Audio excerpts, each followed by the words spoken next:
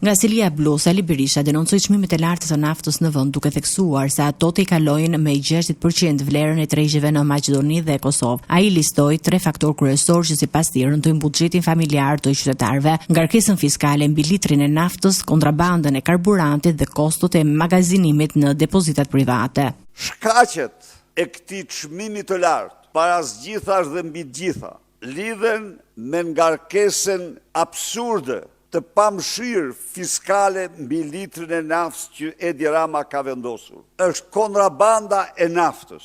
Asnjë litër naftë nuk hyn në Shqipëri me bote. 350.000 ton naftë kontraband hyn në Shqipëri në portet që kontrollon qeveria. 350.000 ton naftë kontraband janë të barabarta me të ardhur aktuale 410 milion euro, që të gjitha shkojnë në familjen e kryekontrollorit të kontrabandës që quhet Edi Rama.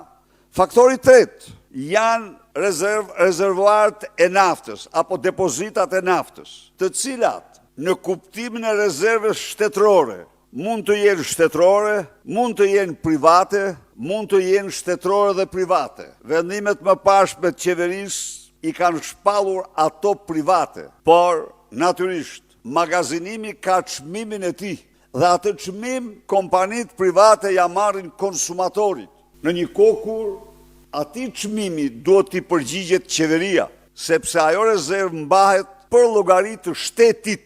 Ai kritikoi premtimin e kryeministrit për ulje të aksizës vetëm kur çmimit e arrin mbi 2200 lekë për litër, duke e cilësuar si akt cinik. Ky është një akt i papërgjegjshëm. Ky është një akt cinik. Ky është një shpërfillje e madhe për qytetarët shqiptar. Partia Demokratike ka gati paketën e programit të saj, me të cilin ajo vendos mbi naftën të njëjtën ngarkesë fiskale që ka Maqedonia e Veriut dhe Kosova. Në fushën politike, Berisha paralajmëroi se Partia Demokratike nuk do të bashkëpunojë me mazhorancën për ligjin e referendumit, ndërsa do të vazhdojë të punojë për reformën zgjedhore dhe territoriale. Jemi të angazhuar në procesin e reformës, në 2 reformat, sepse kjo, mendojmë ne, është jo se besojmë se Edi Rama do pranoj të ketë një produkt të përbashkët, jemi të bindur që nuk beson, por nga ana tjetër, ne kemi një opinion të tërë që kërkon që ne të paraqesim variantin ton dhe ata të njihen me te. Dhe ne jemi në këtë. Por ne të votojmë në mënyrë të njëanshme ligjet Partisë Socialiste, nuk votojmë asnjë. Në një mesazh ndërkombëtar, Berisha përkujtoi 27 vjetorin e sulmeve të NATO-s ndaj Serbisë dhe i bëri thirrje Kongresit të SBA-s të shqyrtojë mundësinë e antarësimit të Kosovës në Aleancën e Atlantikut Veriut.